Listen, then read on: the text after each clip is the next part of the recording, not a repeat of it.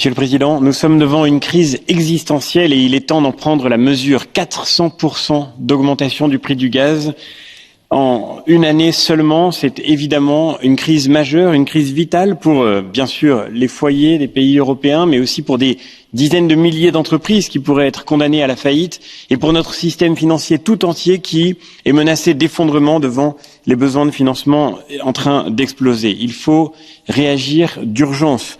Il faut faire tout ce qui sera possible, utiliser tous les outils à notre disposition pour amortir le choc et pour surmonter cette crise. Et pour cela, les propositions faites aujourd'hui par la Commission ne suffiront pas. La Commission propose d'obliger les Européens à augmenter leurs réserves, mais comment stocker plus de ce qu'on ne peut ni produire ni acheter? Cela ne fera que tendre encore le marché. L'urgence, c'est de contenir les prix.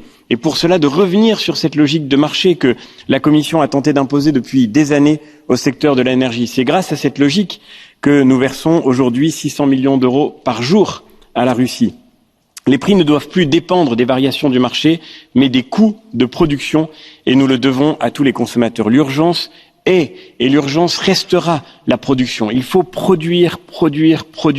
Et de ce point de vue, il est dramatique que la Commission n'ait pas repris, parmi les propositions de l'Agence internationale de l'énergie, celle de prolonger le nucléaire existant. Si seuls l'Allemagne et la Belgique décidaient de maintenir les 4 réacteurs que ces 2 pays ont décidé de fermer, l'Europe économiserait 1 milliard de mètres cubes de gaz par mois sur ses importations en Russie. Est-ce que ceux qui ont fermé des centrales dans nos pays se rendent compte aujourd'hui qu'ils nous rendent plus fragiles dans la crise actuelle et qu'ils nous rendent condamnés d'une certaine manière à l'impuissance face à l'agression que subit aujourd'hui l'Ukraine? Merci beaucoup.